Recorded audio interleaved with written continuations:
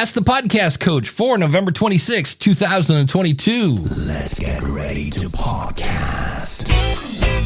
There it is. It's that fun music that means, hey, it's Saturday morning. It's time for Ask the Podcast Coach, where you get your podcast questions answered live. I'm Dave Jackson from the School of Podcasting.com, and joining me right over there, yes, is the one and only Jim Cullison from theaverageguy.tv. Jim, how's it going, buddy?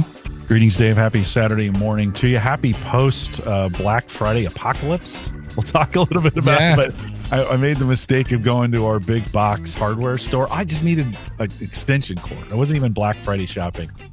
Chaos, dogs and cats living together. Something awful. Always fun. If you're watching live, tweet out that we're live. I will hit go on the Wisdom app, and we'll see what happens over there. If you are watching live, you can go to askthepodcastcoach.com/join, and that will bring you right in here. Speaking of Black Friday, I woke up to a blackout. That was fun. And boy, I tell you what, the one thing that would have really warmed me up, you know what it was? Yeah, big cup of coffee. Big cup of coffee. Like this one? Like that one. And yeah, it's up. Thankfully, I have a space heater. We're up to 72. That didn't take... One nice thing of having a small office is that you can... and my... Did the furnace go off? Because I'm not hearing it as much as... Yeah, the furnace... Yeah, we're up to speed, I think, at this point. Perfect. But that coffee pour is brought to you by our good friend Mark over at podcastbranding.co. And if you need artwork, if you need a website, if you need a consultation on like, hey, what's this branding thing that you speak of? Well, then you'll want to go over to podcastbranding.co. In fact, I'm going to bring up on the screen just a quick example. He didn't do the website, but he did the artwork for my buddy Brad, who that Santa Claus says that little icon right there is Mark's work. And so if you need artwork, if you need a PDF, if you need a whole website, it's all there. And how this works is Mark actually will sit down with you and talk one-on-one to kind of get a vibe of what your show's about and to make sure that the artwork and your music and everything else that you're doing to make that first impression is all in alignment with itself. Because remember, they see you way before they hear you. So when you want to look good, there's only one place to go, and that, of course, is podcastbranding.co.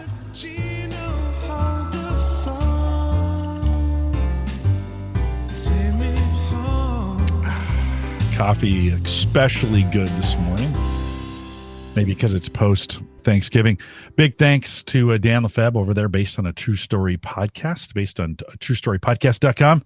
And if you're looking for something new, like these holiday weekends, this is the time to try out new podcasts.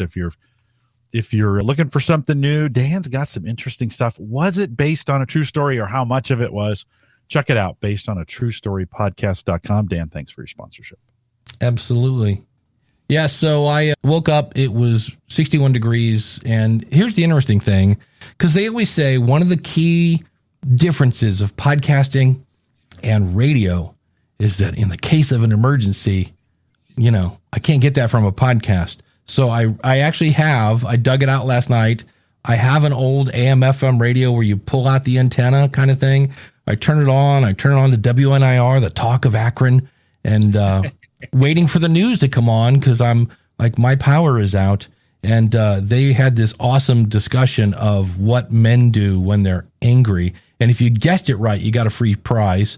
So then I turned over to the FM station where they were doing some sort of weird Petri dish. They had swabbed different parts of bodies. Like they're like, okay, in the upper right-hand corner, that's somebody's butt. And down here, it's like, is that some sort of it was just like, and the whole thing was visual. It was just listening to four people go, ooh, oh God, is that what? And I'm like, okay, I love radio. And then I got on the radio and I said, hey, like, where's your news department? Like, I said, I called the power people, and they like 3,000 people don't have power. I'm one of them. And to the guy's credit, he was kind of like, well, unless the power company calls us, we don't know. And then it dawned on me later, like, why didn't the power company call them? Because that might have had people like me not call them. And it dawned on me that maybe the power company has come to the conclusion, nobody's listening to radio, especially on a Saturday morning.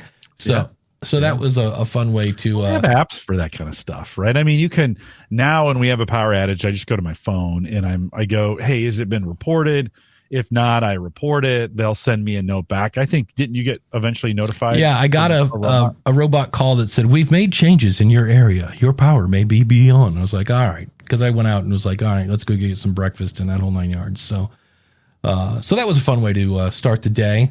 But you made it. You made it. Right? Yes, I was. The fun part is trying to do things on your phone, and this has also taught me a lesson that I should always keep my laptop powered, because I fired that thing up and I had 27% left on my battery, and I was like, "Oh, this could be fun."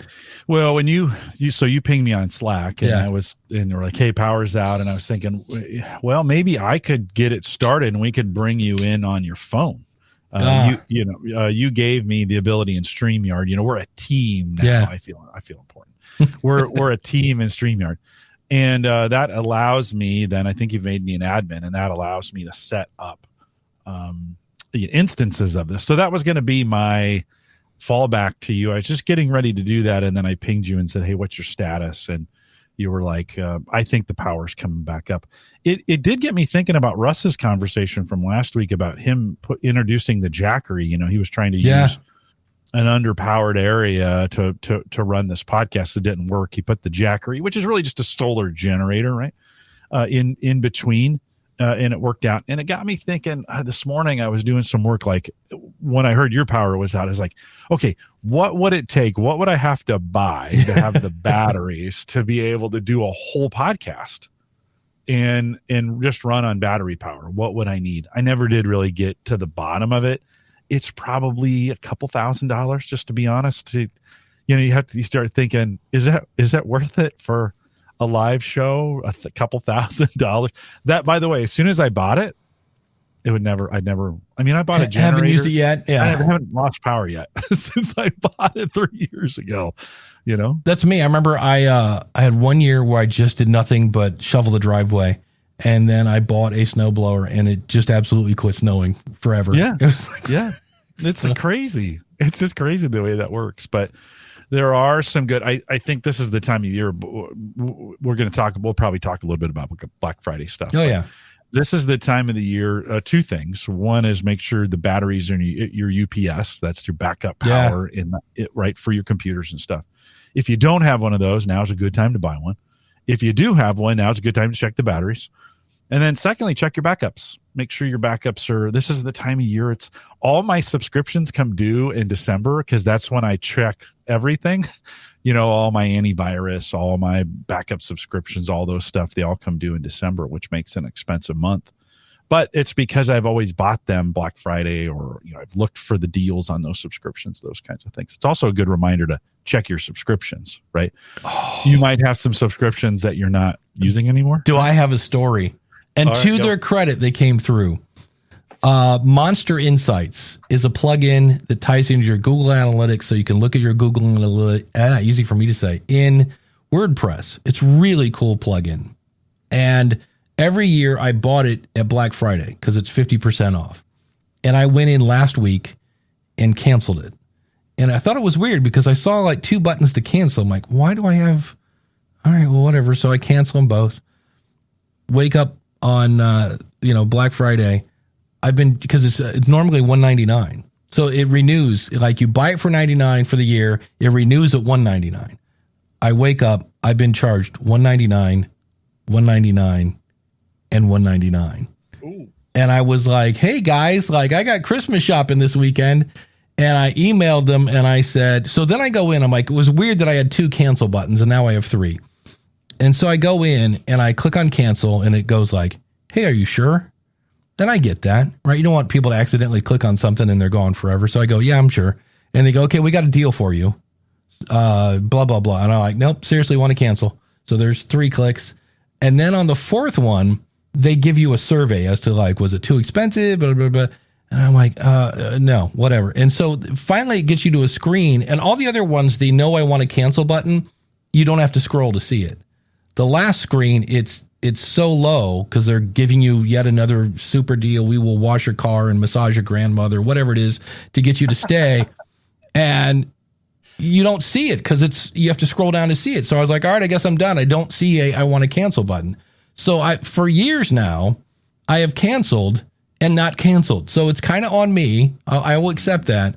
But on the other hand, when I got to click 4 buttons to say, no, seriously, I want to quit, like after the third one, I'm pretty sure. And so at dawn, I went back because I made a video for them and said, hey, this is like, come on, guys. I realize you're trying to get me to stay, and I said, I understand it's a holiday because I figured it was actually Thanksgiving because I realized today's a holiday. If you guys could refund all of these charges from November ASAP, it would be great. And they refund, by that evening, I was refunded. I was like, wow. So I don't know if they have a support staff that maybe doesn't work in America, but in the U.S. Probably. Yeah. Probably. And then the other one was ConvertKit. Did the same thing. Went over last week. Cancel. And what it is they make you I understand they want to know why you're leaving. In my case, it was like, well, you're too expensive and you have features that I'm not using. It's a great service. I just don't use all the fun stuff that you do.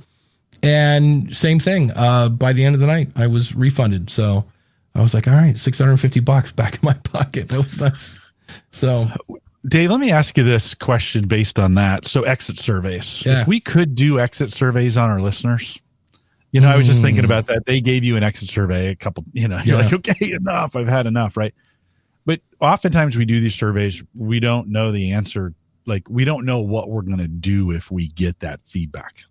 We ask questions we're not prepared to answer, basically. Yeah. But if you could, it's going to be a weird question, but if you could do an exit survey to your audience when folks are leaving and they gave you the feedback, what feedback would you actually listen to? Because I feel like most of the time we end up going, yeah, no, I hear you, but we're not going to change anything. Right. And what do you think you would get that you would change? I think the one that I acted on immediately was, and in fact, I got it from you as well. When I first got the DBX, I had 2 or 3 people that said, okay, I don't know what you did with your sound, but you're rattling my tonsils out of my mouth here because I just cranked up the bass because it's like, oh, listen to me, I'm a big DJ guy. So I was like, all right. And so I backed that down. That was one.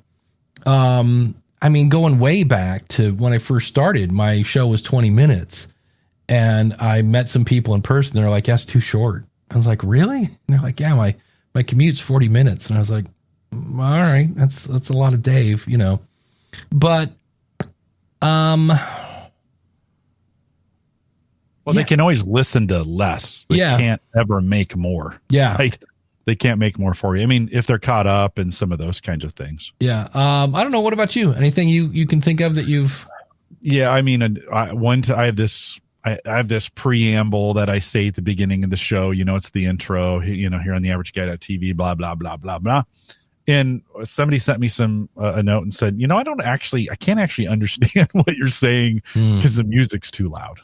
Could you turn down the music a little bit during that? And basically what I had done is just not faded it quick enough. And I kind of realized, whoa, okay, yeah, there's a mistake there that I need to get done. Yeah, I think. That's just a good question. This is during the feedback season. I think a lot of folks are, contemplating my own podcast and they're just kind of wondering, what would I actually change? What do I actually listen to? We ask for this feedback, and I think oftentimes we're not willing to change anything. I don't know why we ask it if we're not willing to change anything, but we do, right? Yeah. When we ask for somebody's opinion, really what we want them to do is just to basically just agree. Tell me how great I am. Can you just agree with everything I'm doing? Yes, that would be great. Exactly. Yeah, that's funny. Exactly. Tim says they do exit surveys for financial wellness webinars. And he says where did they hear about the webinar? Was it worth it? And would you tell a friend? They said they get about 45%. So that's the thing. Good. When you do it, really good. Yeah, when you do a survey, you're lucky if you're going to get 3%, 5%, something like that. Jim, any insights on that from your end? What's a typical? Yeah, no, it's very, very small. Yeah, it's in today getting at Gallup we used to do all phone interviews, and that's impossible. It is. It just takes to get people to actually answer their phone is impossible. I think to get people, I get it. We get a couple hundred, let's say 500 listeners on Home Gadget Geeks or so. That's a group that just won't give me any. They just don't give me any feedback. Hey, I try all these tricks on them, hey, this and that. And they're like, nah, I just want to listen. Yeah. Like, just let me listen. And so I don't spend a lot of time doing that. But yeah. Well, speaking of Santa Claus, he is, Jim, have you been naughty or nice this year? I have been very nice. Okay. Well, very nice. That's good to hear. Big things. So, hi there, fellas. How are you? All right. Hey, got a question for you about YouTube and podcast multi broadcasting. Okay. And because I'm doing that for the first time with my Santa Claus podcast YouTube, I've been going live on YouTube and then taking that file and posting it as a podcast. Sometimes the YouTube video is a little choppy. I might be a bandwidth issue or something. And then, but I just kind of want to know, this is my first attempt to even do anything like this. So I've been multi-streaming out to YouTube and to two Facebook page and Facebook group, and then doing it this way. Any best practices? What do you guys learned about doing podcasting on video? And, is there a best place to, I know some people, do their podcast and then they just drop it into a YouTube channel that way too. Is there a best way to kind of originate it, so to speak? And just kind of your best practices is what you guys have learned about doing YouTube podcast together. Yeah. How's that work? I mean, we do video here, but we're doing it as an audio podcast. So I try not to do things that are hyper visual. We used to do that. The last 30 minutes used to be for patrons only, and anything that was visual, we would do then, but we tried to keep it. So I don't want to go like, oh, hey, Jim, check this out. And then Jim goes, oh man, holy cat. That doesn't do any good for the audio audience. So I tried to do that. And if I do end up, like, I remember a couple of weeks ago, somebody asked me a question about Hindenburg. So I try to explain it in a way that I'm clicking in the upper right-hand corner. There's a menu there. I'm going to click on so that if somebody is listening, they can kind of follow along with what's going on. Jim, you do this a lot. What are your thoughts? Yeah, I think expect very little from YouTube on those kinds of conversions when you're taking a podcast and moving it to YouTube or whatever interview style. That's just not, I don't know if that, there's probably a few exceptions to that, but I think for most people, that's not the kind of content that YouTube is looking for. And so you'll get a few, and you might get hundreds. I mean, it just kind of depends on what you're doing, but I'd keep the expectations of the actual YouTube video getting many today. That's just a different culture out on YouTube. So that's what I would say is set your expectations, I think, fairly low on that, but it's a great way to record. Like why wouldn't we post this to YouTube anyways? We right. Create it live. It's better live. It doesn't do awesome on YouTube. Dave, I don't think our numbers for Ask the Podcast Coach are great on YouTube, but they're some people want to go back and watch it, so why not post it there? So I just have your expectations. This particular thing, it's visual, Santa suit and all that kind of stuff. And you never know. So and I got a background that's like a Santa's workshop kind of a thing. Well, so what do you see for numbers, Brad? What kind of? Well, I've only this literally I started Thanksgiving Day. Okay. So I've just had 3 days. However, on my podcast numbers, it's in the hundreds already without any promotion whatsoever. I'm really going to hit it hard in promotion next week. And also I was taking these first few days to kind of check out the technology as well, because I was unsure about it. Ecamm Live is what I've been using, and for some reason I'm having a little trouble getting it going in the first place. One of the things I would recommend, can I do this? I think so, is because I was checking out your video this morning, is in the bottom right-hand corner, your green screen is stuck on something.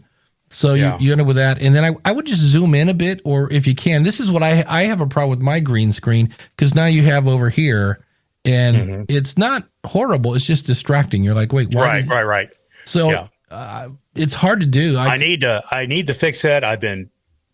If I zoom in too much, I start to lose the frame of my own head there. Yeah. And I've been playing with it. Yeah, I agree with you. And a lot of this, be honest with you, this whole thing is in some ways a 30-day experiment. I'm just doing basically between Thanksgiving and Christmas to kind of test out all this multifaceted technology, get myself a little more comfortable with it for when I do some other coaching and things like that down the road here. But and also to learn some of the how I could do it best myself, best practices. That's one of the, since you guys have a lot more experience of doing, YouTube and audio and podcasts together. Do you actually, Dave? I guess you probably do the mix. You guys, when you record this on Saturdays, do you just drop the audio file and just clean it up a little bit and just put it on your podcast the next day? Is that how you do it? I've got the audio going into the Roadcaster, so I've got that recording it. And so I don't take the audio out of the video. If I didn't have the Roadcaster, I would. I'm using StreamYard, so I could just download the audio there.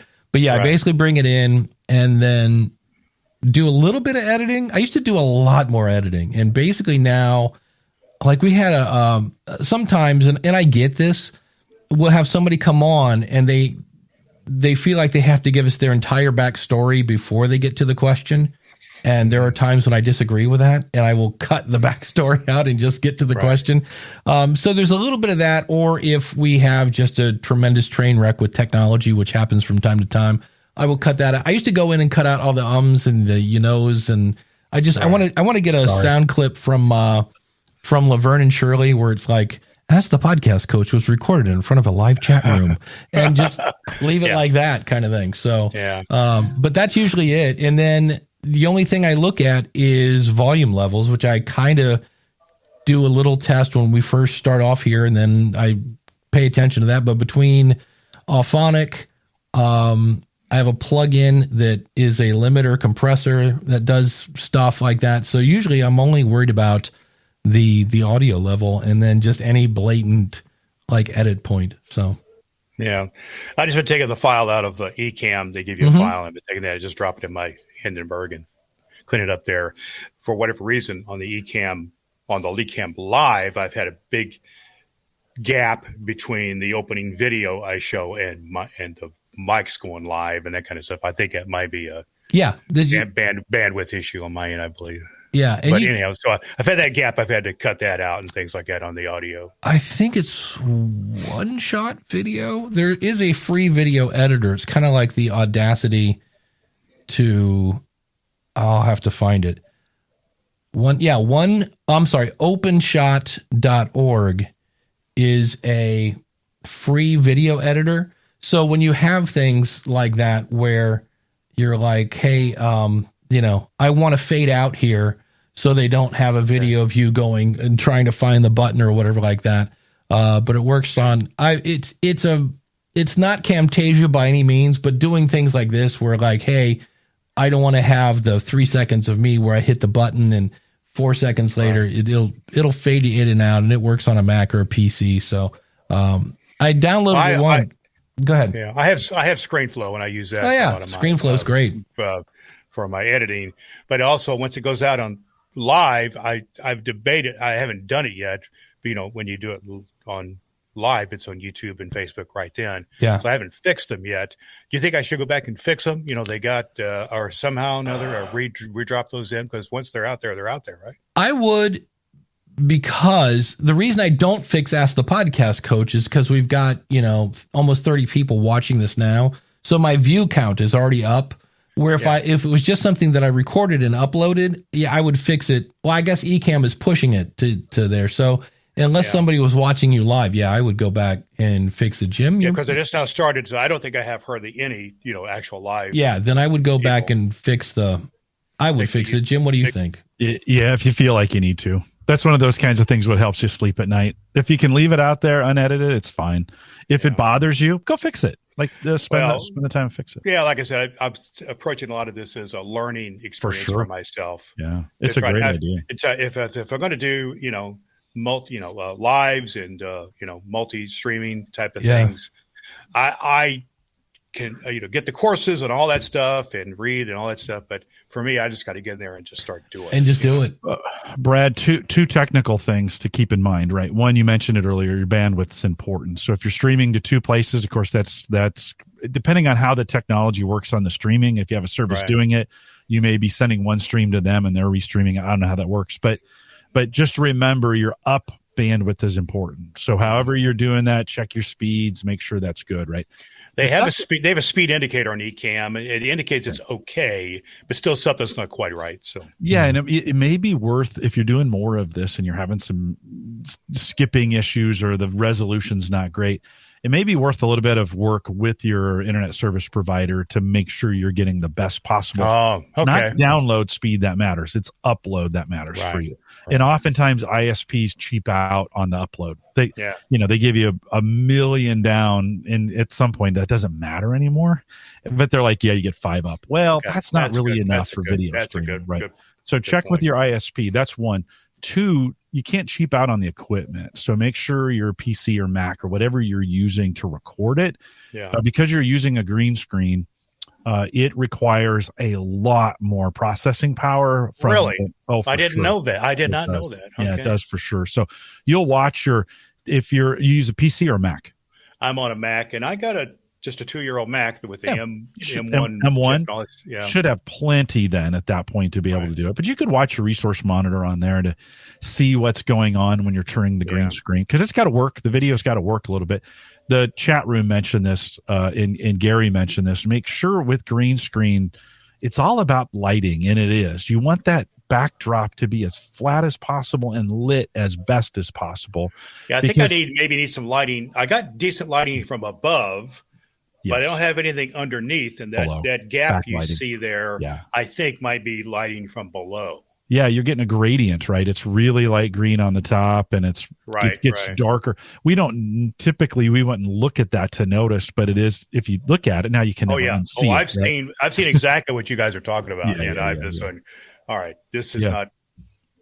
It's not good enough for what I want to do. So, I avoid green screen because it is hard and it adds an extra level of complexity. Now, what you're doing is you really want green screen because it's hard to create that. I guess, I got a Sans Workshop and other things I put on there. And it'd be $1 million to create that. I actually know there's at least 1 or 2 guys out there who do something similar who have actual sets, like a Rudolph and the Reindeer sets and things like that. So that's not me, but no. No, it's a lot cheaper. It's a lot cheaper. Hi, kids. Welcome to Santa's basement. That's all right, guys. Well, thank you for your help today, and just thanks for jumping in. Trust your experience. Thanks a lot, guys. You bet, Brad. Good luck. Good luck. Yeah, it's funny. He had so many people because Brad's got the white beard and mustache, and enough people said, "Man, you look like Santa Claus." He's like, and he knows people. And Santa apparently is big business. Like if you do it right, you get it's crazy. Yeah. So people can we need to come up with a Santa thing for July so you can double double the income of Santa. But I think Santa in July is the default, the Hawaiian shirt. I think then with maybe a hat. Yeah. You keep the hat, but maybe go Hawaiian shirt. If it's true, it's just mosquitoes because that's what it's like in Alaska in July. That's for sure. There you go. Chris Nessie says Santa is huge on TikTok. So, that's the bad. I think that's the default. Everybody just says you can say any topic, and then it's just huge on TikTok. That's right. Yeah. Changing your oil, huge on TikTok. Belgian waffles, man, huge on TikTok. Huge. We did have some questions come through. You guys are going crazy in the chat room today. I love that. And here's my answer on this. Andrea says, I started to buy me a coffee. Dave, what do you think of the platform? Do you like it? I use it right now because it's simple. If you go to schoolofpodcasting.com/thanks, that will take you over there. And that would be my first impression is like, why do I use it? Because it was really easy to set up. It has a whole bunch of stuff. I don't know. And it's one of those where I'm like, I should research this more. Because if somebody says, why is Buy Me a Coffee better than PayPal? I don't know. Besides, it makes it easy to like, here's bonus content. So it's a little bit like Patreon, except it doesn't take as much money as Patreon. I think Patreon is usually around 10%. And I think this is closer to 5 to 7, maybe something like that. But to be honest, I haven't, every time I go over there, I'm like, I need to dig in this more. Cause I know when it first came out, like every month they're like, we've added this. The one thing I haven't dug in deep here is there's no kind of RSS to deliver content. You have to go to Buy Me a Coffee to get any kind of bonus content and things like that. I know for a while I was putting the video when we did like just patron only video stuff. I'd put that over there as an incentive, but I don't really promote it a ton. It's weird because I have, I forget what they're calling it now, Fiverr Business. It used to be and.co. And I love that to run the School of Podcasting because all it does, and it does it really well, is track income and expenses. It makes invoices. It will automatically remind people. It's really, really cool. And there's a page from that service that I could send people to, and they could just put in their credit card. But for me, that's never worked, and I don't know why. It's like, oh, I'll put in my PayPal and I'll put in my credit card. But if I just go to here's a, School of Podcasting, enter your credit card thing. I don't know why. Just people go like, oh, it's very business versus this is kind of fun. And look, it's coffee cups and blah, blah, blah. So because I started getting people to use it, I was like, well, if it ain't broke, right, I'm just keep doing this. And I had somebody buy me 5 cups of coffee the one day. And I was like, well, there you go. I did that as a test in November, which is really dumb looking back because this is kind of my busy season. And I'm like, yeah, let's not actually promote the service that makes me the most money.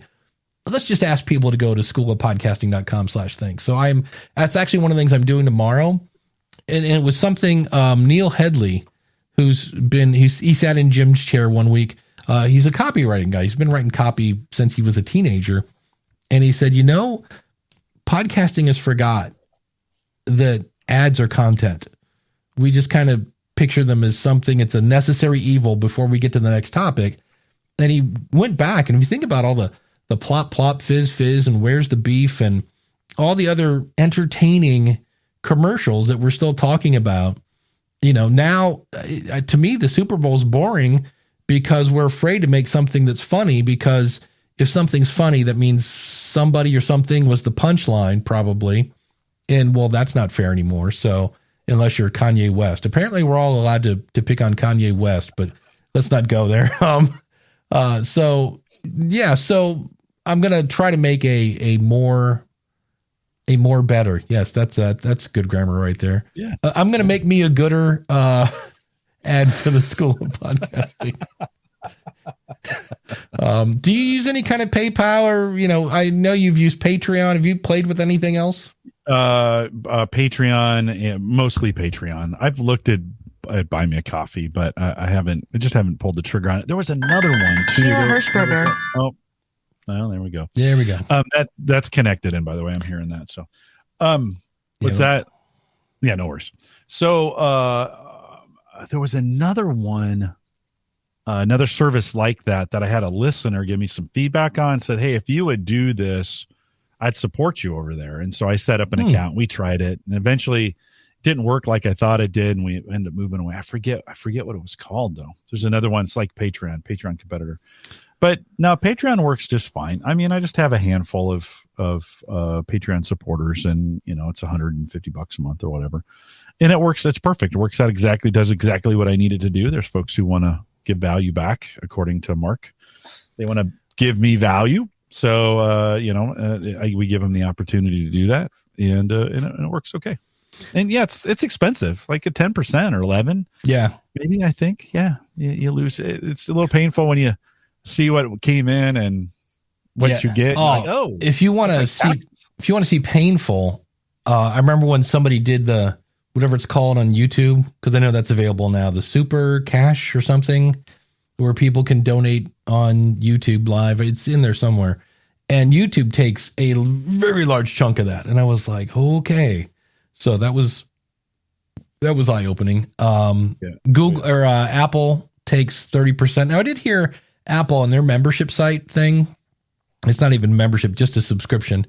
they take 30%. You don't get any of your customer information, but according to Buzzsprout on their website, they do promote your subscription a little more than they normally would because they make money on it. I was like, maybe I need to investigate that a bit. The other conversation was about Overcast. Chris Nessie was saying how, because I put a thing out, I've switched to Castapod, which looks and smells, if you go, this smells like Overcast. And the reason I switched, so Chris Nessie is saying, can you see Overcast being kind of not being relevant by 2023? I'm not sure about that because I think they have around, I want to say 4% or 5% of the market right now. And the reason they do is because, man, it was a while ago, probably 2010-ish. There was a good 2 weeks where Apple Podcasts just didn't work. He said pulling that out of his butt. But it seemed like forever. And I just remember the time I was driving to work and I couldn't listen to podcasts. And I think I turned on Jimmy Fallon and he said, are you listening to podcasts?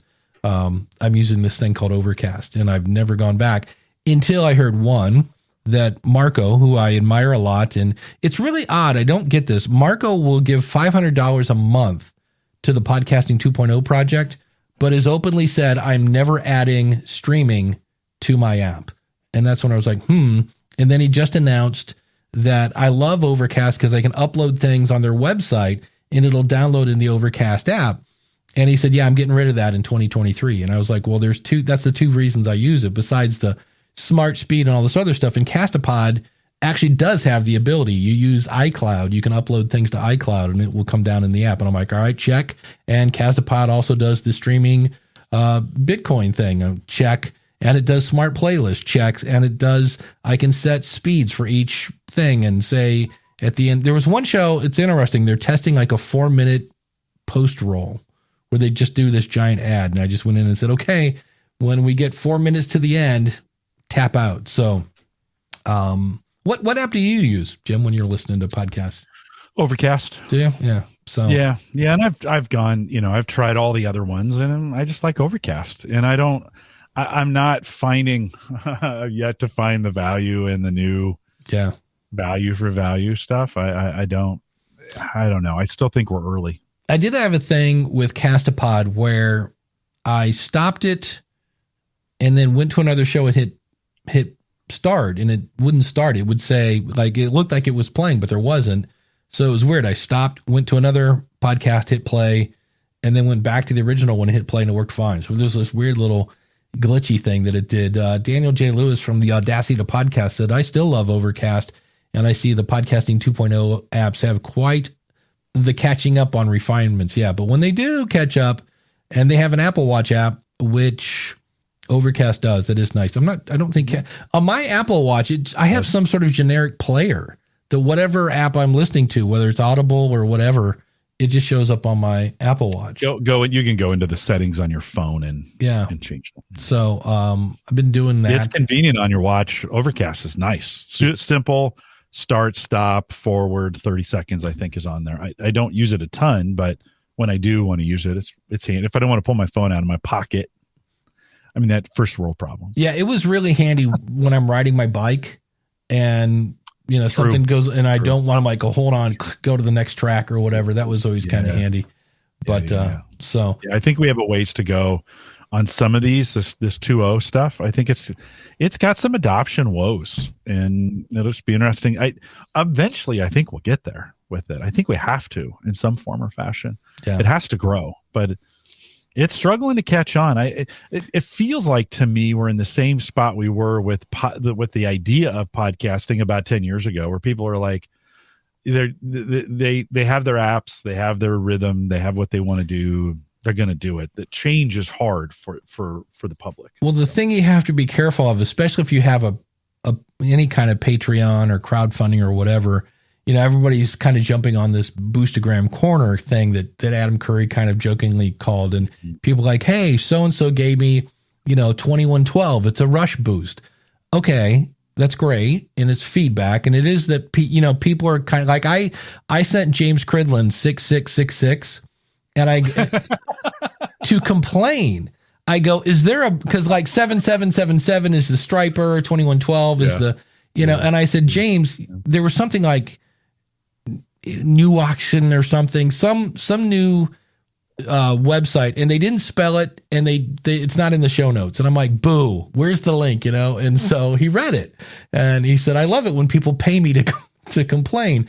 But if you looked it up, I probably sent him like $2.10. And so what you have to be careful with is when you're like, hey, thanks so much for the 2,000 sats. Okay, it's, $1.80 or whatever it is. Meanwhile, you got somebody giving you $20 on Patreon and you're not even mentioning them. I'm like, that's kind of not cool. You have to be careful with the new shiny thing. You might end up losing your patrons if you do that. But I'm with you. Yeah. I think it's a few years like this will catch on, because it is the problem right now is you can use things like Get Alby and this thing called Saturn and this other thing that I can't spell or say that I need to go back to James' website and get the link to. It's super easy now to get started as a podcaster to set your show up. Super simple. I mean, really simple. What I still haven't seen yet is the app where I can go, that I can listen to a podcast and connect it to my bank. From what I've seen, and I could be wrong, I probably am, I tie my bank to app A, and then I listen to podcasts on app B, and then I somehow have to copy and paste a QR code or something from A to B. And that's the part that I'm like, yep, you just lost the audience. Aunt Mildred is not going to do that. Nope. Needs to be automatic. By the way, 666 Satoshis, 11 cents. Just to get the, there you go. To get the so 11 cents. So if we threw another one on there, it would be like $1.10, right? Yeah. In theory, 6666. Yeah. So that's the thing where now, if we could get 3% of my audience, right, to give me 50 cents, that adds up. But what did you say it was 10 cents? 11 cents. 11 cents. So 11 cents is not that you need a big audience for that to, so I still think it's a couple years. And a lot of that's going to depend on, I think, if people start getting canceled again, like if we run into another Me Too movement, not that the Me Too movement was wrong, but if something happens where, like, well, you sneezed, that's it, you're canceled. I could see where people are like, all right. And they start attacking, when people start attacking sponsors to get to podcasters, you're going to see people go, wait, what's that whole podcasting 2.0 thing again?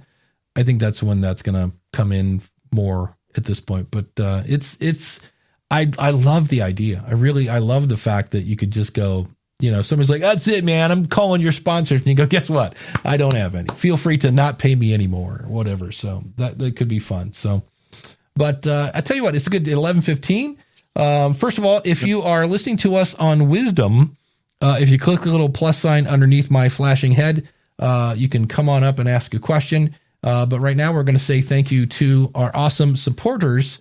And I grabbed a random one today, and I put it in here. Yes, the Flame Alive pod, being that we're kind of talking sports a little bit with the World Cup going on. And congrats to USA for not losing yesterday, I guess. Is a tie and not a loss. Yeah. USA. So we were up against England, and Craig said, happy Thanksgiving to my American friends. Craig, happy Thursday to you, my friend. Great game yesterday against England. Well played. I missed it. It's their game. We beat them at their game. Yeah. Well, we didn't beat them. We just didn't lose to them.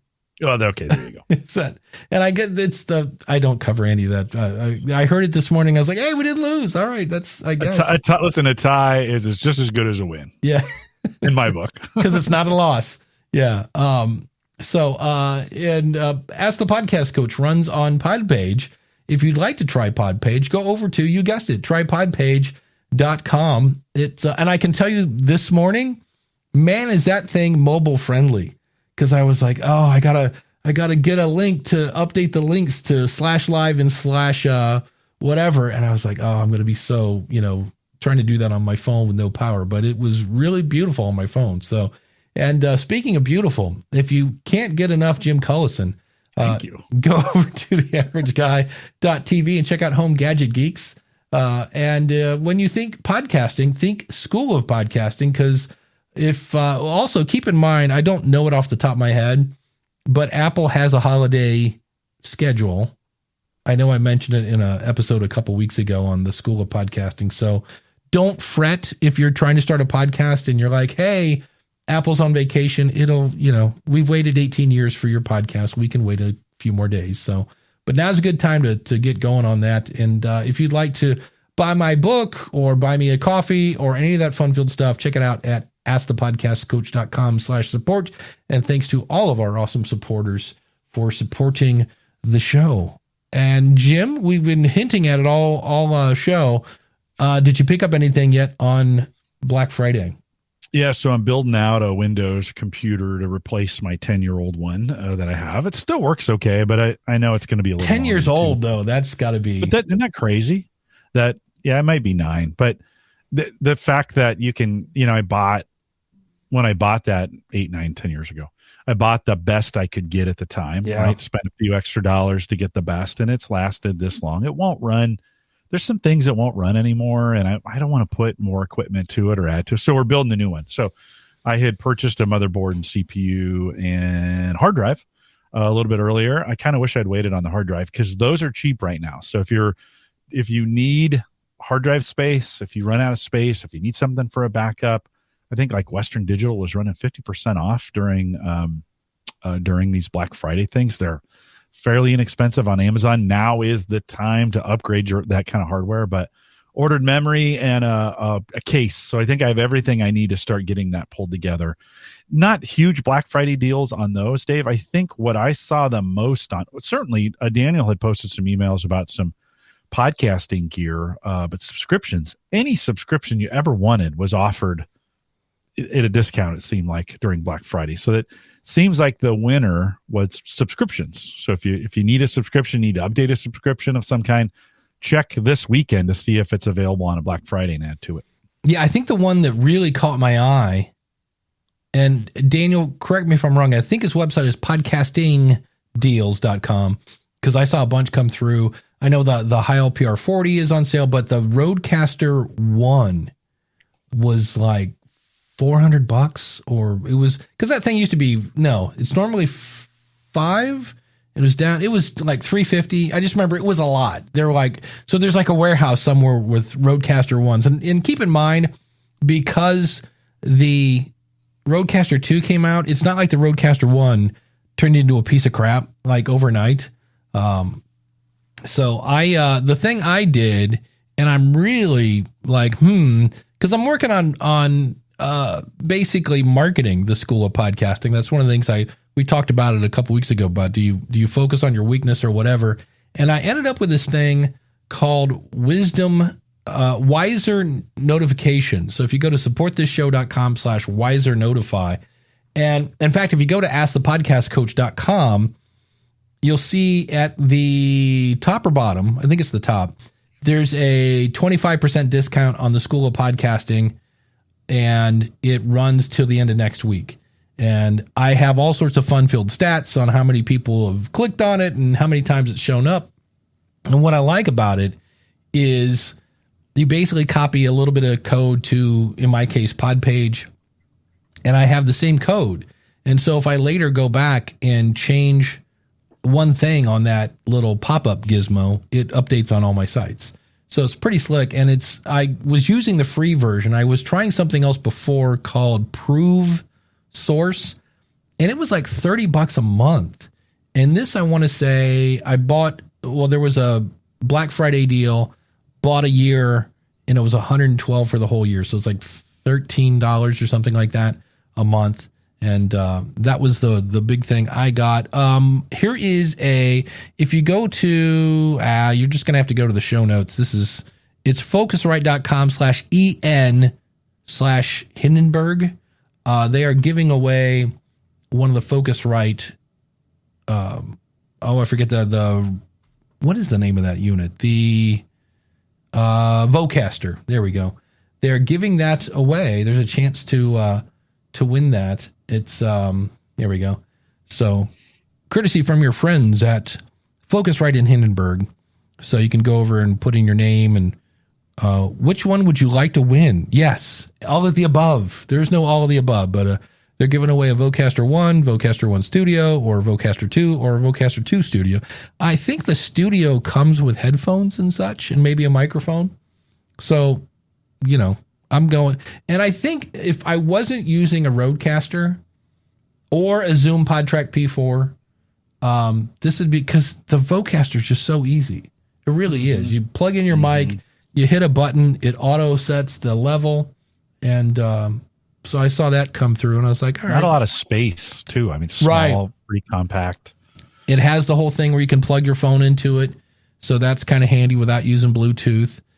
What else did I see here? And this one I actually have sound samples. This is something, don't you hate it when you find a really good product and there's no affiliate program? You're like, oh, really? Come on, guys. It's what's weird about this. It's called Deverberate. If I can, I did stop sharing my screen. It's from a company called Acon Digital. And if we go back in the day, somewhere along the line, they bought a product called Acoustica, and Acoustica Memories was the very first DAW I ever used. And if you go to, I'll have a link in the show notes at askthepodcastcoach.com/416. You can see this, and if you go down to the bottom, they have a video, but they have a bunch of audio samples on it. And the thing that I always see with Deverb stuff is they'll have somebody that's in a cave. So it's like this big coliseum, and I'm like, yeah, I'm not dealing with that kind of reverb. I'm dealing with room noise. So here's the sample of what it sounded like before, and I tried to record these this morning. It's a little cut up here, but this is with the reverb. This is Devin Workman from Scrub, a division of HHB Communications. In this video, I don't know if you guys can hear that. It's not very loud. And then this is the one where they've deverbed it. Hi, my name is Devin Workman from Scrub, a division of HHB Communications. So yeah, you can definitely hear the difference. Yeah. So if you go over and play with these now, it's normally $100, which again, not cheap. And somewhere on their website, they have a Black Friday. It's like BL 20 subscription based. No, it's buy it and it's yours. Yeah. Okay. And for me, I was like, okay, if I don't want to get the $30 a month Descript, because Descript removes noise. But to me, when I heard this, I'm like, this is what a lot of podcasters run into with bad guest audio. I was like, and what's cool is there's this learn button down here, and you basically throw your audio into it and you basically let it listen to it for, 30 seconds or so. And then you hit stop, and it's like, okay, based on what we just heard, here are where we're going to put the knobs. And from there, you just kind of tweak it. So I was like, So it was weird, though, because it was Black Friday. I did not even think, like, that's still $70. You know what I mean? It's like, I was like, oh. It is. Yeah. And I was it's overwhelming to me, though. Like, the amount of emails you go through on a Friday, like, I get anxious with I almost prefer the deals throughout the year, slower, a little more manageable. Man, when it descends on you on one day, and it's like, you better take advantage of it today. Yeah. You're like, I'm out. I'm tapping out. I can't. Was that Bill Clinton's Black Friday deal? Well, maybe a little bit. Maybe. I don't know. I'm feeling a little old right now. That's it. All right. So, gonna go take a walk now. I gotta go to McDonald's. Yeah. Get me a Big Mac. But Coach Dave says, what does the Vocaster do for you? Auto leveling? For me, what it does is the person that shows up and says, I don't know anything about technology. Technology is not my friend. I'm like, here, plug your microphone here into the cable. Now plug that cable into this thing and press and hold that button and talk. And they go, okay. And then go, now let go of the button. They go, great. Okay, you're good. That's why I like the Vocaster. Plug your headphones in here. If you can't hear yourself, turn that knob. That's it. So it's super easy to set up. And and then you got the whole Focusrite, great preamps. If they want to take a phone call, if they have the two, you can take a phone call. So if they're like, I'm interviewing old Bill Clinton and he doesn't have a PC and all he has is a phone, so you could have him come on the show and get that all right. So, It's just simple. Go get me a drink now. So, anything else did you, I'm starting to think, so that's what I got into. I got into, the weird pop-up gizmo thingy and then the Deverb thing. Yeah. I saw a bunch of them. With Russ talking about solar generators last week, for some reason because I looked into them last week, so they've been popping up in all my feeds because you know how that works. Things, right? Those kinds of things.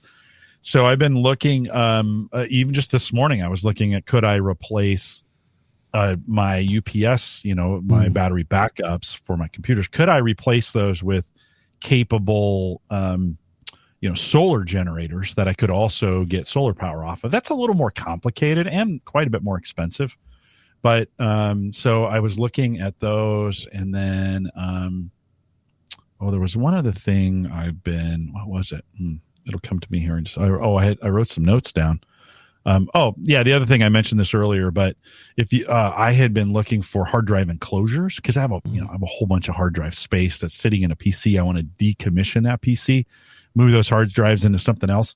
And a really sweet Black Friday deal on an 8-bay enclosure that I could get. So I could get 8 hard drives in there, and it supports up to 16 terabytes per hard drive. For like $150, and those are only 300. So that was probably the best Black Friday deal I saw. That may be something if you don't have any local storage that's around, that's not your computer, might be something to think about of moving those. And if you got it in a couple places in the cloud, that's okay too. I mean, it's just today we used to always say having it local was best because you could get to it faster. In the advent of gigabit Ethernet or internet, I don't think that's necessarily the case anymore. But those are kind of the things that hard drives have gotten so ridiculously cheap. Yeah, so it's a good time to think about it. I know I was really happy because I wake up, my power's off, and I'm like, crap. And so I walk into the office, and of course it's beep beep, and I was like, I don't know how long the power had been off, but my computer was still on, so I was able to come in and shut it down. So I don't turn it back on and have it go, Windows did not shut down properly, and I'm upset. Yeah, and that's not the biggest deal it used to be. The only time that's really a problem if it's right in the middle of doing if it's doing a service patch or an upgrade or something like that. Most modern computers now, if you're running anything Windows 7 or above, or on the Mac, probably Snow Leopard or above, any of those kinds of things, they take shutdowns and automatic, or they take a disruption shutdown like that pretty easily, and they handle it pretty well. Now that I said that, I'll hear from 1,000 people who are like, yeah, it just happened to me yesterday, right? But for the most part, I think they do a much better job than they used to if they get shut down that way. But it is kind of nice. A UPS doesn't necessarily protect you from a long-term outage. It protects you from a brownout or a blip in service, right? If it goes down for just a second or or two. We've all seen that happen where it just drops and then it comes right back. Most computers they can't handle that. Now your laptop can, because it's got a battery associated with it, but your UPS, if you're doing a desktop, your UPS will act as that battery backup. And that's generally what you get a UPS for. They're $100 to $200. If you don't have a UPS, it's a good thing to have. Your local technical guy can kind of help you size that out based on the number. I have 2 pretty big ones down here, 2 800-watt ones that I use. I split across my computers. So it'd be a good thing if you don't have one, it'd be a good thing to have. You don't want to be in the middle of a live show and have a blip and then have to reset everything. Yeah, that's no fun. Speaking of Black Friday, Jason Bryant, my only Black Friday deal was picking up the Rode NTH headphones. That's what I have. My old Sonys were tore up. He was also saying how it also lets you know how many email lists. When I woke up on Black Friday, I did, for the first 45 minutes, I just did. Yes. And it wasn't even reading them. It was just from here to here, delete. And I was like, and I wonder how many people have a filter set up that if it says Black Friday in the title, just because that would have saved me a lot of time. Also, they're talking about what people got. I've never heard of a Kumba mail. It sounds like a Tuta Makata mail. It means no worries. Yeah, exactly. Would replace something like Aweber, Mailerlite, get response. Yeah, DR's talking about Sendfox. Sendfox is great if I just want to send an email, nothing fancy, no A/B testing, things like that, and I never want to clean my list. That's why I left them. I had to contact them and say, hey, I just had 15 people from Russia join my group, and their emails are, it's like it's just obvious a robot. And I had to ask them to like, can you get rid of those guys? And they were, and now to their credit, they did it really quick, like within 24 hours. But just the fact that I wasn't in control of cleaning my list, I went, yeah, and that's enough of, because I bought the like lifetime deal. And then of course they have a thing where it's like, oh, but if you want the super jumbo deluxe version, it's $10 a month. And I went, yeah, and that's enough of that. So, but they did have, here's the interesting thing. They, of course, AppSumo had a ton of different stuff on sale. And one of them was a text thing where you can, text this to this and I will do blah, blah, blah. And I've been promoting that for about a month and a half. Text follow to random number here, whatever it is. And I've had one person who only wanted to see what it did. And it dawned on me, like, instead of having somebody with their phone text follow to 974635, try and remember this, like just put a link to like your follow page. So I think that's the end of that experiment. But I looked at it because it was this $19 lifetime deal for this thing, but it needed a Twilio account. And so then I looked at Twilio, and Twilio had a thing where it had a texting thing that you would pay as you go, and it was like 0.004 cents a text. And it just sounded like a learning curve that I didn't really want to hurdle right now. And so I was like, so DR had another question here about, do I have any update on my Supapass experience? The last thing I heard was that you were waiting for a reply from customer service. Yeah, I'll give them credit. I forget her name. She's British and she's lovely. I think she's the CEO of the company. Gave me like a private little demo, and it's designed to be a place that pulls all your information into one place. And so, but it doesn't yet do it with YouTube. So when they say you can put your YouTube on your thing, you have to go into YouTube and get like the number out of the URL, which isn't hard. Copy and paste it, and it'll put it there. But I was like, that's not really what it was kind of advertised as. Yes, you can do that, but I could also copy and paste it into anything. That's not really automated. And I'm thinking I might use it. Here's the problem. I have davidjackson.org, and that used to rank really high because I used to blog over there. And then I quit blogging for about 3 years, and it doesn't show. I went and looked. I think I have like 3 pages that might show up on page 2 of Google. And I went, So I own thedavidjackson.com. And I think what I'm going to do is tie that into SuperPass because I bought it on AppSumo. And then what's cool is I can put in all my RSS feeds of every podcast I have, and it will put them on that site. So instead of sending people to powerofpodcasting.com, which is where you can see a ton of my stuff, I can send them to thedavejackson.com, and all my podcasts would be there. All my YouTube would be there. And if I want to blog over there, I could do that. It's, I think its biggest feature is selling stuff. Like if you had your own product or service or whatever, and that's not, most of my stuff is done with Acuity Scheduling or with Podia. And so it's a little different. DR says it's a little bit like Linktree, except Linktree gives you a website with nothing but links. This is actually content that I don't know if I haven't done much with it since we talked about it last, but it did more than I thought it did. The other thing was I was laughing because I said, hey, how do I add what if I understand it pulls stuff in, but what if I want to add a blog to this? And as I'm saying this to the person, I see there's a giant big link at the top that's like new post. And I was like, okay, I think I've answered my own question. I'm trying to see here. if we can. Yeah. So here's, and again, there's nothing here. This is just me playing with this. But if I go to audio, yeah, you can see where I've pulled in a bunch of my podcasts here. So and then it makes little players and such. And then when you click on it, it puts a player at the bottom that will continue to play while you surf around the rest of the website. And then this is where it pulled in my blog. So it did all that. And what's kind of fun, except there's nothing here, is you've seen people do this on their website where it's like start here, and then they take certain content that you've already put someplace and they organize it in a way. You can do this with categories on WordPress. So there is that kind of option here. Yeah. So here I've added a couple of things here, but this is where I was kind of like, hey, if I click on this, I can't edit it, because some of these had video.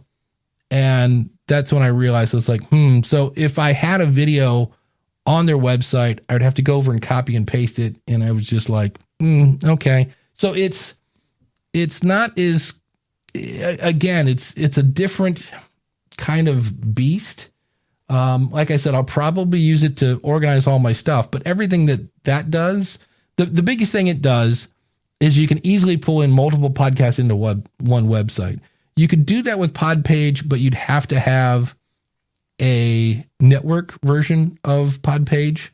And I'd have to look at, I know podcastpage.io, you can have multiple podcasts. I don't think you can have them on one website. So that seems to be the kind of SuperPass is designed to have everything in one spot. So it's okay. It's not, I've seen worse, but it was kind of, and again, I give her credit. So I need to, it's one of those things that's on my list of things to go back and play with. I just haven't done it yet. And, Jim, I see that the chat room is we're talking email list. Do you do anything with an email list? Well, I've gone back and forth. I think mine's MailChimp, and I'm really bad. I'll update it for 4 or 5 a newsletter for 4 or 5 weeks, and then I just lose interest in it. And I'm like, I don't know. I need to find a better way to do it, or just not do it at all. I haven't done probably a newsletter in a year or so. Now at Gallup, we have 4 or 5 newsletter list. We use Eloqua as kind of a big email engine on that, and our newsletters do pretty well. Like, it's a good, they we have double opt-in and all that other stuff that goes along with it, but so those do real well. I just find that, and then I do my own newsletter actually on LinkedIn. So I don't have I don't do the LinkedIn. I write articles. I don't have a newsletter. I find I don't want to give people another thing to follow. So I'm just like, hey, it'll show up on your feed. And if you find it important, that's fine. But writing articles on LinkedIn has been something I've been doing a lot of lately. Well, I kind of poo-pooed a tool when it first came out called Rumble Studio. And I wanted to I'm doing probably in January an episode on should a podcaster use newsletters to, and how do they use them? Is it worth it? And things like that. And a lot of the people that I wanted to interview, like James Cridlin and Kennedy from the Email Marketing Show, well, they're in the UK. And either somebody's getting up early or staying up way late. And that's kind of what this tool is used for.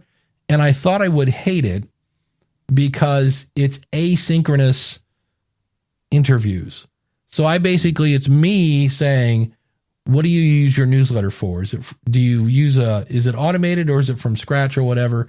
And, they click on and record their answer. And that's really all I wanted, because that one's going to be kind of an NPR style where you put different answers together and things like that. And the only thing I hate is, I haven't figured it out yet, is there's no way to just give me that answer. They make these things called mixes where they take my question and their answer and put it together. And I'm like, that's not what I want. Just give me the raw ingredients. I appreciate that you're trying to make this easy, but I just want the files. And so I've somewhat turned around, because originally I was like, you're missing the biggest part of an interview, is that building that relationship, and you can't get a whole lot more cold than like, here, click this link and talk into a microphone. It's like, So, but it's, I tried it once for the question of the month, and I just remember thinking getting the content out of Rumble Studio was not easy. So now, for the record, I have done 0 in terms of reading any documentation, watching any videos. I think this was one where originally, I think they have videos now, but I was like one of the first people to jump on that when it first came out, and was like, I'm not sure that's my cup of tea or whatever. So I also have Coach Dave brings up voice form. Voice form, again, my problem is I jump on these things when they're early and they're buggy. I know they shouldn't be buggy when they're on AppSumo, but that one was like, and they're both very similar. Voice form and Rumble Studio are almost the same thing. So Coach Dave also says, consider linking because my newsletter content isn't the best. He said, consider linking your RSS feed to your newsletter platform. Creates content automatically. Yes and no. I don't. Yes, it will. No, I don't. I thought that through a couple times in the past, and I don't know if I want to default sending just an announcement about my podcast as a newsletter. I always visioned the newsletter being different and unique than just, hey, here's a reminder this thing is out. And so I fought against that a little bit in the past. I mean, I guess I could do it. It's better. Is something better than nothing? I don't know. It would be a way of getting content. One of the things I could do is just write a little bit better show notes so that the show notes would have some interesting things in it, and then it would send it that way. I don't know. Something to think about. But I did resist that urge to just send, hey, I have a new episode out. Well, yeah, they got it in their player. I wanted something unique for the newsletter. I was playing with Mailerlite, and I sent out a survey that said, hey, do you like it when I talk about what I've been up to? Do you like it when I talk about what caught my eye?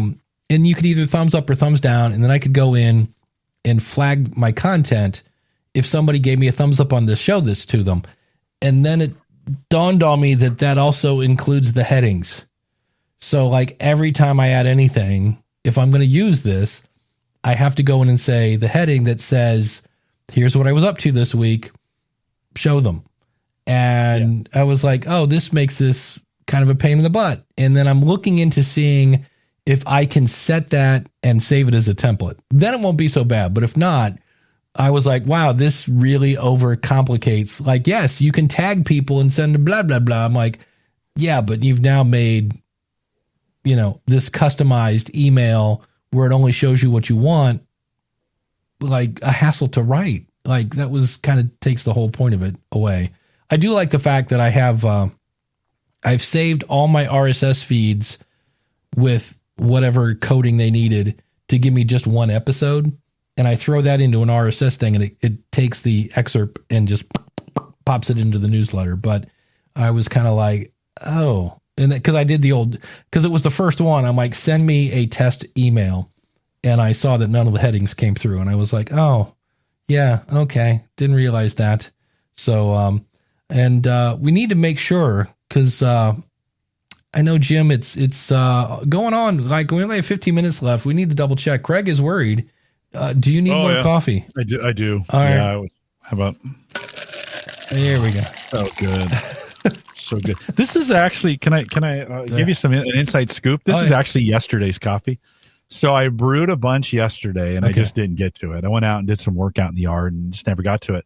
So this morning when I woke up, I was like, I don't have to brew a whole pot. So threw it in the microwave, heated it back up, put it on the stove for a while, got it warm. 2-day-old or next day coffee, not terrible. It's actually pretty good. My brother and my great nieces and nephews are coming over today, and I need to text him when we get done here. By the way, there is no coffee in this house. Like, I'm not, we got water, and I have half a bottle of Mountain Dew left.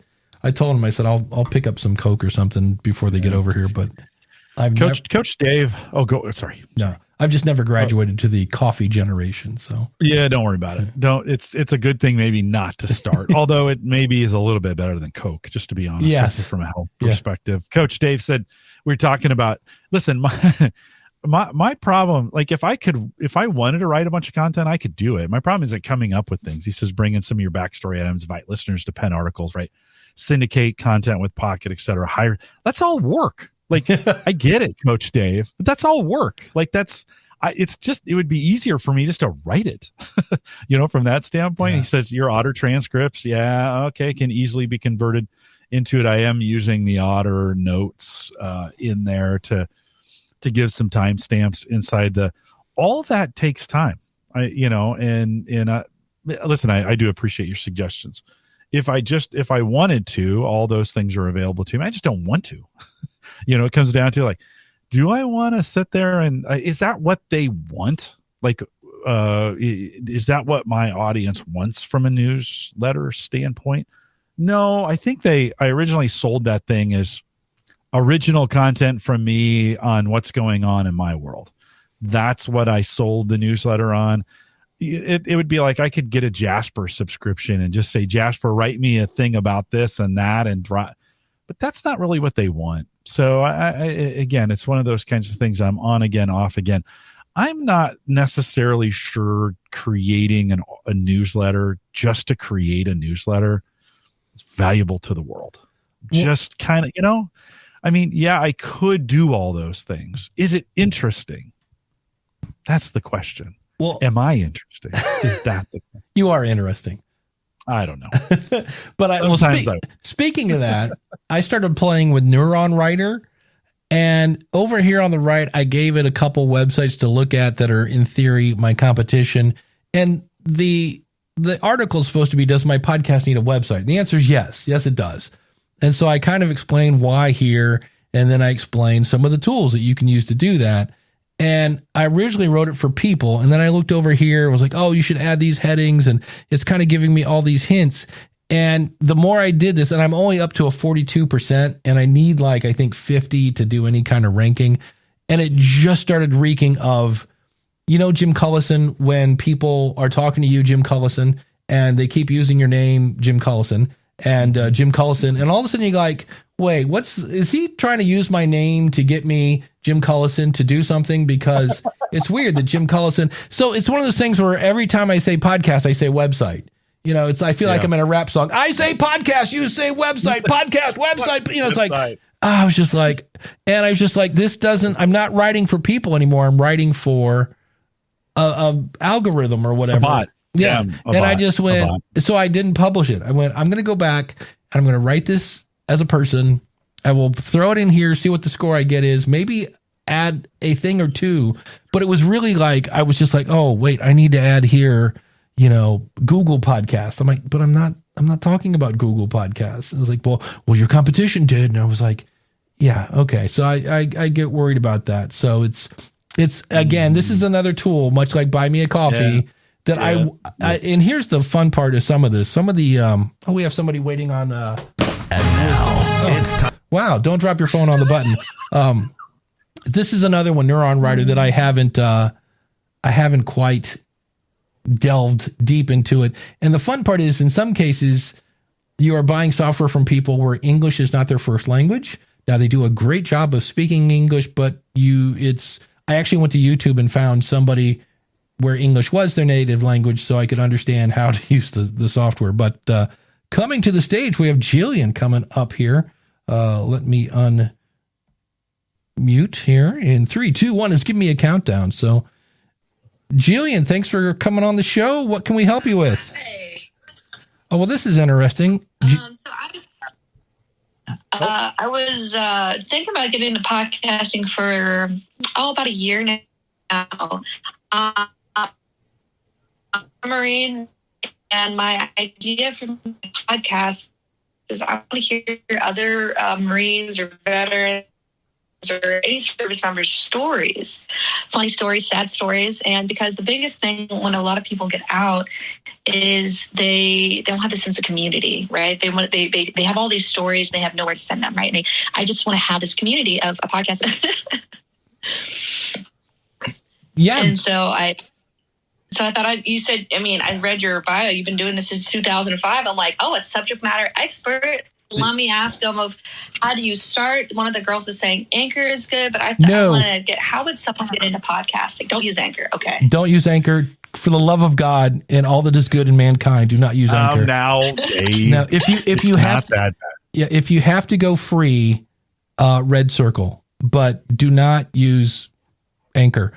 And then for a microphone, I recommend a Samson Q2U. I recommend the School of Podcasting right now. if you want to start, that's a good place to start. But the other thing that I haven't heard you say is why. That's the big thing you have to figure out. Why am I doing this? And it could be because I just want to hang out and have fun and talk to other veterans. Or it might be, well, I want to tie this into some sort of consulting service, or I have a book or whatever it is. So what's inspired you to start a podcast? I guess the why is I want veterans and service members to feel like they have Yeah, we keep losing you, unfortunately. Serious, much that sense of connection. Oh no, Yeah. I'm on my Wi-Fi. My Wi-Fi can be kind of spotty. Is this better? It is, and then the minute you go to talk, it's you were great, and then it's like really what it was it, and then you turn into what I refer to as Bugs Bunny on Poison, where it's just like, and I'm like, that doesn't work. So you sound great now. Try that again. So what's the why? The why is I want to have veterans and service members a sense of community and laugh. I want us to laugh and realize that we're not alone, because that's one of the key things in preventing suicide is when a lot of people get out is they don't have this community anymore, and they're like, I'm on my own. And I think if they have this, someone in their ear like, okay, I'm not alone, I can do this. So I just want encouragement and just love. And if I do end up writing a book of people's stories, that would be great. So that's kind of my why, is also just hanging out and having fun, of course, but having community and love. So someone out there doesn't feel alone, right? I want to help prevent that suicide with veterans. That is huge. Yeah. I know a few guys that I went to school with, the minute they got out of the service, either became a cop or a fireman or something because they missed that camaraderie.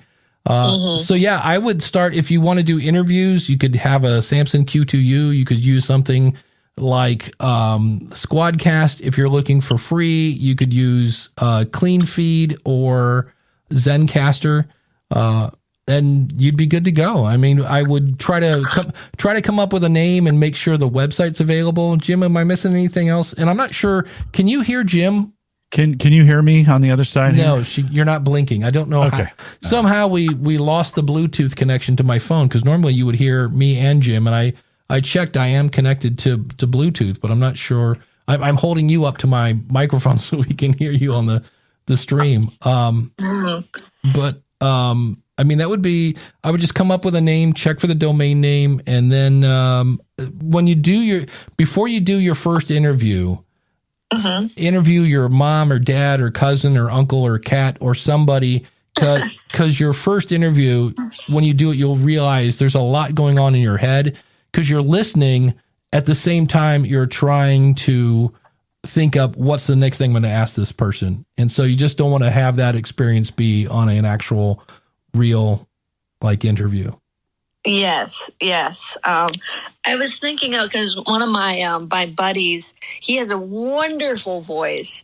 It sounds like velvet, and he's a really funny guy. So I want to do it with him. He's over in Okinawa, so that's one of the reasons why I was also is a hurdle, because time difference and whatnot. Yeah, time difference.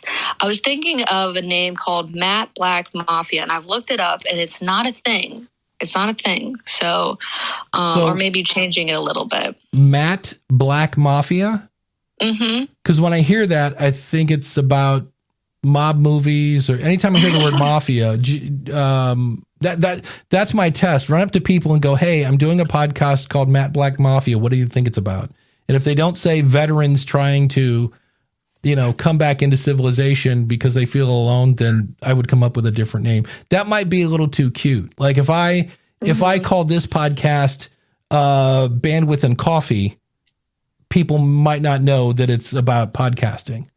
But anybody in podcasting is like, oh, I get it, bandwidth and coffee. And so if you have to explain your name, you've kind of picked the wrong one. Okay, because a lot of times we say like the Black Mafia for like enlisted rank because we have black chevrons. So maybe it's too niche. What it is are people going to be typing in Black Mafia in a search engine to find you? So that's what you kind of have to think of. Yeah, because I did look up just that, and it was like something is already taken. So again, the name needs to get worked out a little bit. Yeah. And if you go to schoolofpodcasting.com/baby steps, that's a free course I have that walks you through some of the things you're going through right now. So. Oh, awesome! I'll definitely have to check it out. What got you into podcasting? I was teaching computers back in this is before Google, which makes people's head explode. And I was teaching people how to send email and things like that, and just one thing that led to another. And I was teaching people how to build websites and newsletters. And somebody came back from a marketing conference and said, "Hey, the next big thing is going to be podcasting." And I figured out what it was, and I got my first voicemail from Germany. And went, wait, somebody on the other side of the planet found my podcast and they like it. That's amazing. I'm in. So excellent. Yeah. Do you have any kind of website now? No, I don't. I was just listening to you were saying that website is a must when it comes to podcasting. Yeah. Why is that? 'Cause you got to get found. And Google likes words. They don't index your audio. They might transcribe it somewhere behind the scenes, but you need a website. Plus, you just want to be able to go, askthepodcastcoach.com, and that way it's just branding so that when people go, wait, what was that again? They're like, oh, it's Ask the Podcast Coach. I'm like, oh, askthepodcastcoach.com. So it's just one of those things where MySpace, Facebook right now, everybody, Twitter, people leave social media, but if they have something that is yours, they always know where to get you in the event one of those things goes away. Okay, that makes sense. Because I'm a radio operator, so I'm okay with radio things, but when it comes to computer science or setting up websites, I'm like the ones and zeros and the coding. I'm like, what? Oh yeah. You don't have to be a coder. You have to be a nerd. Those days are behind us. So, but okay. All right. But thanks for coming in. Yeah. Thank you for having me. Yep. And hopefully I didn't waste your time with simple questions. No, we love simple questions. It's good stuff. Awesome. And I'll definitely keep on listening. I followed you back on Wisdom, so I'll definitely hear from you again. You'll probably see me pop up again. Good. I'll come back around. We're here every Saturday, so. Awesome. Cool. Thank you. Yep. Take care. All right. There we go. Yeah, I don't know what happened. I hope Wisdom hasn't been a one-sided conversation. Well, I noticed. Kind of weird. I looked earlier and we weren't blinking, and I was like, and that's because when somebody called me, I didn't realize that's what messed it up. Somebody called me. I need to figure out how to turn on Do Not Disturb or something. Yeah. But it somehow switched it to where it wasn't using Bluetooth. So then as you're talking, you could have said anything in this show a couple of times. And I was like, I don't know what's going on. And so I went over and I'm checking. I'm like, we're still on Bluetooth. I'm like, it just wasn't using it. So well, I love her idea. I wish I would have thought of it. There are so many great stories, so many military great stories in creating a podcast by veterans for veterans. Yeah. Because there's some unique things of being a veteran in the speak, in the vernacular, in the anacronyms, and all those things that military folks use. There's still things I say today that came right from my military time when people look at me funny and I go, oh, like I always say, well, sometimes we need to adjust fire, and people are like, what is that? And that's what artillery folks do when they, they send one downrange and then they adjust fire. Right.